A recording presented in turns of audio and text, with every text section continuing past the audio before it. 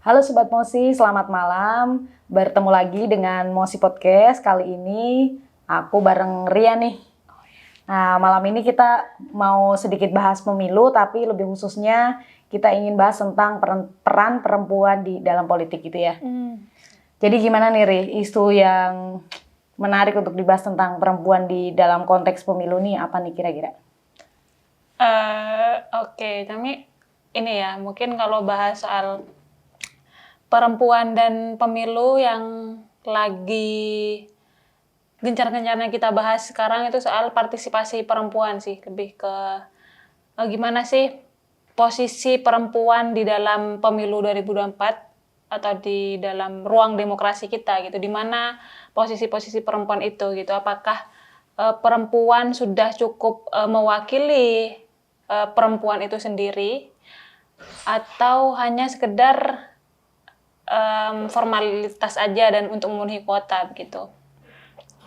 Gitu-gitu aja sih. Cuma sejauh ini masih isunya gitu ya, masih ada beberapa partai yang belum memenuhi kuota 30% untuk perempuan gitu. Karena seperti yang kita tahu tuh dari 500-an anggota DPR RI, Ya, keterwakilan perempuan tuh sekitar 100-an lebih lah. Kira-kira segitu. Jadi belum ada 50%-nya bahkan gitu. Jadi masih didominasi laki-laki jauh ini, dan kita tahu bahwa capres-cawapres kita semua juga laki-laki begitu. betul. Tapi kemudian apakah partisipasi politik dan keterwakilan politik itu harus ada kehadiran sosok perempuan di situ? Gimana Ri, menurut Muri? Menurut aku ini soalnya ini ya, bergantung perempuan itu sendiri gitu. Jadi keterwakilan perempuan perlu kita lihat sebenarnya bukan subjeknya gitu ya kalau menurut aku, tapi isu yang dia bawa soal perempuan itu sendiri gitu. Karena apa namanya, ya kita tahu kita tidak bisa menyeragamkan perempuan gitu. Perempuan itu dia adalah kelompok yang plural, baik itu isu kelas, entitas dan lain sebagainya, itu yang kemudian ketika perempuan itu hadir misalnya 30%, cuma kan sejauh mana kesetaraan kekuatan perempuan itu dengan yang lain gitu. Apakah dia mampu membawa isu-isu perempuan, kaum rentan, misalnya masyarakat adat dan lain sebagainya, itu sih. Iya. Yang Sama juga kalau menurutku juga ada 3 hal untuk membahas tentang partisipasi perempuan. Yang pertama kehadiran dia. Jadi bagaimana dia hadir termasuk representasi dari 30% itu tadi ya, memenuhi kuota. Kemudian yang kedua tuh ide yang dia bawa, gagasan yang dia bawa, apakah itu tadi mewakili isu-isu tentang perempuan. Kemudian representasi, apakah dia mewakili dan merepresentasikan perempuan di semua kalangan gitu. Seperti yang kita tahu bahwa di kelompok perempuan juga punya isu tersendiri nih. Seringkali di kelompok-kelompok perempuan tuh ada Queen Bee Syndrome. Jadi ketika kita satu kelompok dengan perempuan semua, itu juga ada gesekan-gesekan tertentu untuk ingin jadi lebih ini dari perempuan yang lain. kompetitif gitu ya. Kompetitif. Jadi ada hal-hal yang perlu menjadi PR bersama gitu tentang keterwakilan perempuan. Namun begitu tetap penting untuk perempuan hadir dalam proses politik ini gitu ya Ria. Tapi kalau menurutmu sejauh ini ada nggak sih sosok perempuan yang udah di dunia politik gitu, yang udah mewakili suara-suara perempuan ya, khususnya perempuan-perempuan yang memang rentan gitu, bukan perempuan kelas menengah saja, karena kan isunya apa ya namanya, selama ini gitu, isu-isu 30% kuota perempuan dan lain sebagainya itu hanya mementingkan kelompok perempuan kelas menengah tanpa mereka apa ya namanya, ya hanya hasrat politis saja, hasrat politisi gitu, hasrat untuk menjadi politisi tanpa punya hasrat-hasrat lain untuk menyuarakan hak perempuan, karena pada akhirnya misalnya kalah atau gimana gitu. Mungkin menurutmu gimana nih? Kalau sejauh ini di Indonesia ya konteksnya itu sosok perempuan yang masih sangat kuat pasti Kartini ya, yang memperjuangkan hak-hak perempuan. Tapi kalau sekarang itu saya belum punya referensi khusus tentang sosok perempuan itu. Maka kemarin kamu kan nulis di Mubadalah tuh, yang menarik sih menurutku, gimana tidak semua perempuan patut kita pilih. Itu gimana tuh, Ri? Ya nggak semua perempuan patut kita pilih ya, karena itu tadi. Karena perempuan itu punya pengalaman yang berbeda. Pengalaman aku sebagai perempuan tentu beda dengan pengalamannya Megawati sebagai perempuan gitu. Iya, betul. Begitu. Jadi tentu ketika punya pengalaman yang berbeda dan ini advokasi yang dibawa itu juga akan beda gitu, karena mereka juga akan berangkat dari pengalaman-pengalaman itu sendiri, dan belum tentu gitu perempuan itu, Megawati belum tentu merasakan pengalaman saya sebagai perempuan gitu. Dia termasuk, sorry ini bawa-bawa ya, contoh aja. Jadi woman support woman tuh memang penting ya, tapi juga kita harus lihat latar belakang perempuan itu ya, apakah sendiri, itu mewakili. gitu. Tapi bahas Megawati nih, misalnya. Menurutku nih secara pribadi, aku bukan kader PDIP, tapi Megawati itu salah satu sosok yang cukup kuat, perempuan yang cukup kuat, dan untuk berada di tengah laki-laki, dia memegang kekuasaan yang banyak laki-laki yang kemudian mengikuti dia tuh menurutku luar biasa, meskipun memang ada privilege dari Megawati ya, karena kan anaknya Soekarno, jadi itu privilege Cuma tersendiri. yang perlu dipertanyakan kan apakah sejauh ini itu merepresentasikan suara perempuan yang di akar rumput gitu. Misalnya perempuan-perempuan buruh, misalnya apakah mereka sudah punya upah yang layak, kemudian kayak PRT, pekerja rumah tangga yang sampai sekarang RUU-nya pun belum disahkan gitu. Padahal ketua DPR kita perempuan gitu.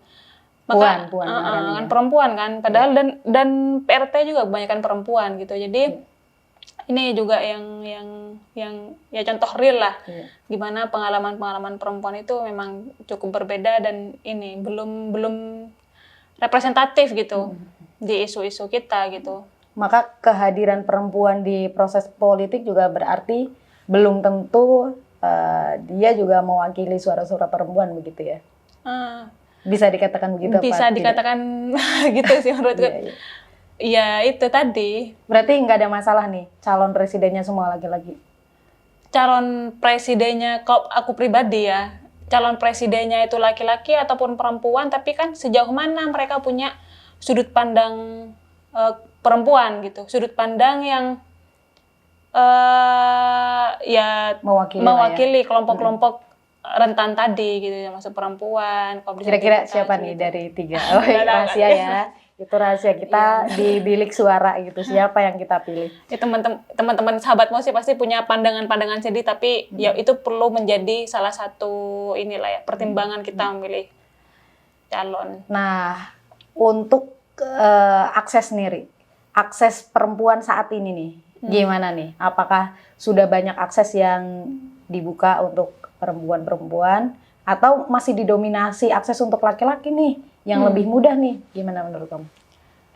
Kalau menurutku, ketika sebenarnya akses perempuan terhadap dunia politik atau ini sudah jelas aksesnya terbatas dengan data tadi yang kamu sebutkan, bahwa hanya 100 sekian orang dari 500 kursi di DPR, kursi di DPR yang cuma itu ada perempuan gitu. Karena memang meskipun perempuan itu dibatasi aksesnya oleh culture, misalnya kayak tadi perempuan harus ya beban ganda tadi ya, perempuan harus memasak, ada care work, punya kerja-kerja perawatan, kerja-kerja sosial, dan kerja-kerja ekonomi yang itu juga menghambat kita sebagai perempuan untuk ke dunia politik. Sedangkan dunia politik kita tahu sendiri harus lihat isi tas dong ya kan. Gimana perempuan dengan buat segala ininya kan susah gitu. Itu menurutku aksesnya secara tidak langsung aksesnya itu terbatas gitu.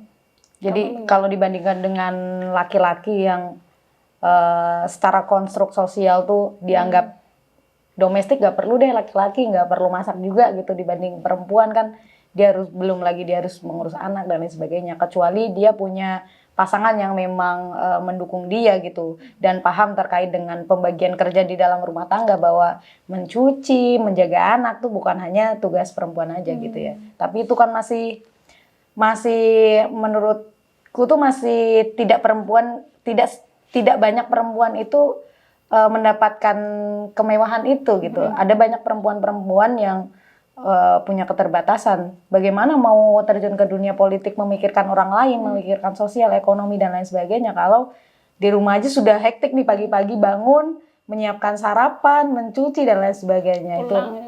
Pulang juga harus begitu lagi mengurus anak. Dan kalau misalnya anaknya tidak benar nanti distigma oleh sosial, wah itu ibunya karena bekerja gitu, nggak fokus ngurus anak begitu. Jadi perempuan sudah ada berburden cuma multiple ya biasanya. Dan overwork ya kan dibandingkan laki-laki dibandingkan dengan laki-laki. Dan mungkin juga kita bisa lihat aksesnya ketika menurutku partai ini setengah hati gitu mengkader dan mencari kaderisasi terhadap calon-calon perempuan gitu selama ini.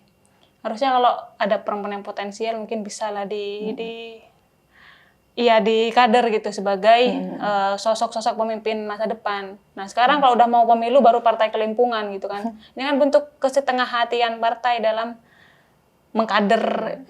Dan seringkali perempuan itu yang ditampilkan adalah perempuan yang good looking gitu. Jadi memang ya aku nggak lagi mendiskreditkan bahwa perempuan good looking itu tidak berisi otaknya, bukan seperti itu, tapi masih ada konsep bahwa yang good looking, perempuan yang good looking tuh memang wajar untuk ditampilkan di depan supaya apa? Supaya lebih menarik, supaya para laki-laki juga mungkin tertarik dan lain sebagainya gitu. Jadi masih seputar itu sehingga yang tercipta kan kultur kelas sosial itu tadi. Kalau misalnya orang-orang desa mungkin walaupun dia pinter, mungkin untuk beli skincare agak mikir-mikir dulu gitu. Jadi karena pemilihan itu tadi sehingga ada filter kelas sosial tertentu yang dicalonkan gitu, mungkin yang cantik, yang skincarean atau putih, mungkin tinggi dan lain sebagainya gitu. Tapi secara gagasan menurutku sih belum ada yang sangat menonjol ya, mungkin nanti suatu saat Ria mau nyalek gitu ya. Oke. Gimana Ri? Tapi menurutmu ini nggak apa ya namanya? Soal kalau kita bahas partisipasi perempuan gitu ya. Kalau kamu bilang tadi ada 3 hal misalnya kayak keterwakilan, kemudian apa tadi? Idenya dia. Ide, gagasan. Nah, di dalam posisi-posisi perempuan yang sekarang kan kita sudah nggak bisa nih mendorong perempuan buat nyalek gitu. Nggak bisa mendorong perempuan buat terjun ke dunia politik gitu. Jadi harus ada posisi-posisi alternatif bagi perempuan untuk tetap bisa terlibat gitu di dalam ruang-ruang politik gitu di demokrasi ini. Jadi sekarang menurutku posisi-posisi alternatif itu ya perempuan harus membangun kekuatan yang setara, mungkin misalnya sebagai oposisi gitu untuk ya mengevaluasi kinerja-kinerja ke depan misalnya, kemudian mengkritisi kinerja-kinerja ke depan yang nggak harus menjadi ini kan, nggak harus terlibat menjadi aktor itu gitu. Tapi karena memang ya gerakan-gerakan kolektif perempuan ini menurutku ya masih kurang gitu. Iya. Sebenarnya woman support woman tuh penting sih. Aku juga sepakat, tapi itu jangan menjadi kalimat yang pasif gitu. Itu harus menjadi kalimat aktif. Dalam arti seperti apa? Mereka yang mau nyalek itu juga tadi harus memenuhi ide gagasan sama representasinya.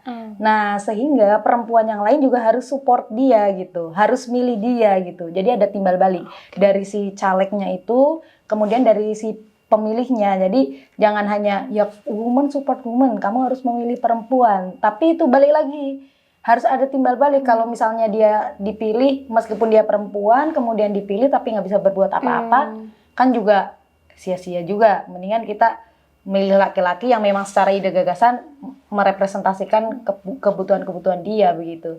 Tapi tetap kalau aku sih berharap perempuan ya, tetap aja kehadiran perempuan tuh penting iya, gitu ya. penting gitu. Cuma kalau woman support woman tuh menurutku dia akan rentan untuk dipolitisasi gitu, Tri. Jadi ada banyak sekali mungkin apa ya namanya, perempuan-perempuan yang nyalek misalnya atau yang ini tapi secara gagasan dia nggak punya misalnya. Tapi karena wacana-wacana woman support woman ini pada perempuan-perempuan tuh kayak aku harus pilih perempuan nih, aku harus pilih perempuan ini tanpa pandang bulu gitu. Yang penting perempuan udah ini ya, yang penting perempuan kayak udah kayak gitu. Itu rentan juga dipolitisasi gitu isu-isu. Makanya kalimat itu harus jadi kalimat aktif, jangan sampai kalimat pasif, yakni berhenti di woman support woman tuh ya kamu milih aja yang perempuan gitu. Tapi yang dipilih mampu nggak mewujudkan visi misinya? Nah, ya betul. Jadi woman support woman tuh yang perlu digarisbawahi itu adalah perempuan mana yang perlu kita support gitu. Yang mana nih kira-kira? Yang mana kira-kira?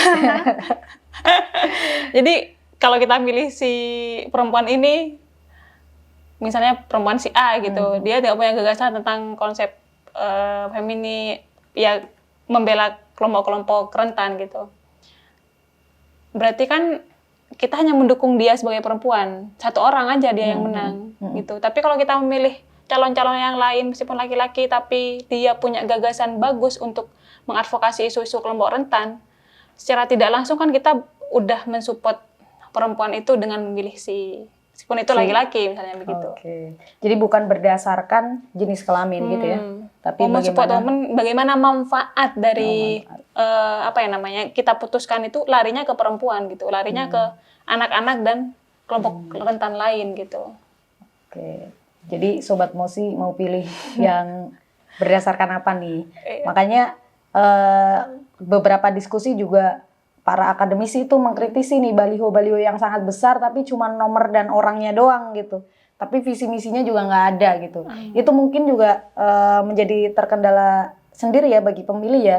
Bagaimana cara kita tahu yang kita pilih itu nanti akan berdampak ke kita juga gitu, supaya politiknya juga lebih demokratis, lebih dinamis gitu. Sayangnya kan di kita kan apa wacana-wacana yang dilempar ke pemilih tuh biasanya ya itu tadi gemoy ya misalnya, tapi gemoy berlebihan juga nggak bagus ya. Segala sesuatu kalau dalam Islam ya, segala sesuatu yang berlebihan nggak bisa ya, ada dalilnya kan punya. Jadi baliho-baliho besar sejauh saya melihat di beberapa ruas jalan di Yogyakarta nih terutama, kayaknya belum ada yang baliho yang ada visi misinya gitu. Jadi nomor sama foto, nomor sama foto gitu. Dan di media sosial kampanye para caleg juga seperti itu. Jadi ayo pilih nomor 4, ayo pilih nomor 4. Tapi kenapa kita harus memilih nomor 4 itu agak jarang dilakukan karena di media sosial mereka juga bertarung viral kan, yang penting viral. Nah, bagaimana cara viral? Ya yang asik-asik aja lah kayak gitu. Seperti itu. Jadi itu menjadi tantangan tersendiri ya, bagaimana kita pemilih juga bingung juga nih akhirnya milih siapa gitu kan. Kamu sendiri bingung nggak menentukan pilihan gitu? Iya, sampai sekarang aku bingung sih. Kamu gitu ya? Iya, enggak, aku masih bingung sih karena sejauh ini pertarungan dan isu yang dibawa oleh para terutama capres ya, capres cawapres itu masih soal isu elit sih. Isu yang sangat jauh dari misalnya orang-orang desa gitu. Kemudian pertarungan antar mereka sendiri, saling intrik, saling menyalahkan, dan isunya sih sangat ini ya, sangat elitis ya menurutku ya. Tapi nggak tahu ya nanti kalau pas debat capres yang diadain KPU mungkin keluar semua ide gagasannya, mungkin akan berubah ya pilihan gitu. Tapi menurutmu kita nih sebagai perempuan nih di pemilu ini apa nih perannya Tri ke depan nih? Ngapain kita bisa apa nih sebenarnya gitu? Iya juga ya, kita bisa apa ya? Ya sebagai pemilih secara personal tuh sejauh ini ya aku melihat siapa aja calon legislatif, siapa aja ya, kalau capres-cawapres sudah sering ya lihat di beranda Instagram kita. Kemudian latar belakang tentu partai yang mengusung, karena sebenarnya partai itu kan bagian dari keterwakilan ideologi ya. Meskipun akhir-akhir ini partai absolut nggak jelas ya, abu-abu gitu, mana hitam mana putih itu bercampur jadi satu, sangat oportunis gitu. Tapi tetap aja latar belakang dari sejarah berdirinya partai dan orang-orang di belakangnya itu juga bakal menentukan si caleg atau capres-cawapres nanti kalau jadi mau dibawa kemana begitu. Meskipun begitu, sejauh ini aku belum menemukan visi dan gagasan yang sangat luar biasa ya. Visinya tetap aja masih sama seperti pemilu-pemilu sebelumnya, misalnya menawarkan hal-hal yang sangat ini, misalnya ngasih sembako gitu. Jadi aku berharapnya bagaimana lapangan pekerjaan ini dibuka gitu supaya sustain itu tadi. Kalau misalnya kita dapat sumbangan 300.000 misalnya dalam 1 bulan, tapi setelah itu kita bingung mau ngapain kan, juga nggak sustain juga. Akhirnya tetap aja yang miskin tetap miskin, kemudian yang kaya makin kaya, sehingga tidak ada timbal balik dalam proses pembangunan bangsa gitu. Iya benar. Ya itu sih isu-isu itu benar yang belum muncul ya, soal kemiskinan misalnya, isu-isu. Dan mengatasinya kan sejauh ini kan ya bagi-bagi kartu Gap, misalnya, ya bagi kartu atau bagi-bagi sembako gitu, atau bagi-bagi kaos gitu, yang itu kos politiknya sangat mahal gitu. Iya sih, aku berpikir juga kayak permasalahan perempuan ya khususnya memang belum sedetail itu dibahas gitu. Apa sih sebenarnya yang dibutuhkan sama perempuan sekarang misalnya kayak gitu. Tapi mungkin ini bisa jadi apa ya namanya, pembacaan kita gitu ya. Kira-kira sebenarnya apa yang dibutuhkan perempuan sekarang, khususnya ya perempuan akar rumput gitu, buat milih calon gitu. Yang jelas sih kalau aku secara personal sebagai perempuan ya, akses itu sangat penting sih, karena sampai sekarang itu belum semua perempuan itu menikmati akses yang sama ya dengan kelompok perempuan tertentu gitu. Misalnya dia masih harus bergelut dengan ranah domestiknya, dia masih bukan melawan suami bukannya, tapi bagaimana dia bernegosiasi dengan pasangannya untuk dia tetap berkembang sebagai manusia gitu ya. Jadi perempuan punya kontrol gitu kalau katanya secara longmen tuh nggak cuma akses tapi ada kontrol yang bisa dipegang sama perempuan gitu, ya nggak sih? Jadi dia nggak dikontrol gitu ya. Itu sih. Terakhir nih Ri, harapan mungkin setelah pemilu dan kan kita pasti akan punya presiden baru nih. Harapan kedepannya lah, khususnya untuk perempuan. Aduh, harapannya mungkin apa ya? Ya perempuan mungkin sama kayak kamu tadi woman support woman, tapi kita harus sadar gitu perempuan mana yang bisa kita support gitu, dan membangun kesadaran bersama sesama perempuan untuk tahu apa yang kita butuhkan, misalnya untuk tahu apa ya namanya, apa yang harus kita lakukan itu juga penting gitu, sesama perempuan membangun kesadaran politik misalnya, atau ya gimana lah, sekecil apapun itu bisa kita lakukan sesama perempuan gitu. Ya termasuk di pemilu ini mungkin. Iya betul. Kalau kamu gimana harapannya? Kalau aku sih mungkin aku akan pilih perempuan sebagai, balik lagi tuh woman support woman, tapi setelah perempuan keterwakilan perempuan itu jadi terutama di caleg ya, dan kalau di capres cawapres ya kita harap walaupun mereka laki-laki semua tapi tetap membawa isu-isu keterwakilan perempuan. Nah kalau untuk caleg atau bupati atau lain yang nanti akan terpilih perempuan yang isunya membawa, ya harus pilih perempuan karena perempuan mewakili perempuan, itu harus diimplementasikan supaya itu menjadi timbal balik. Kalau sudah dipilih ya berarti harus ada timbal balik yang dia berikan kepada pemilihnya, dalam tanda kutip bertanggung jawab begitu. Gitu sih. Ya. Mungkin itu ya, cukup ya. Cukup. Podcast kita malam hari ini. Mungkin bagi teman-teman ini ya. Apa? Selamat memilih, menentukan pilihan ya. Menentukan pilihan. Apakah perempuan atau laki-laki atau berdasarkan gagasan yang dia bawa, apakah dia merepresentasikan perempuan atau tidak. Jadi teman-teman Mosi bisa komen di bawah bagaimana sih peran perempuan dan partisipasinya di politik, di kehidupan sehari-hari dan khususnya pemilu 2024. Terima kasih, selamat malam. Sampai jumpa di podcast selanjutnya. Bye.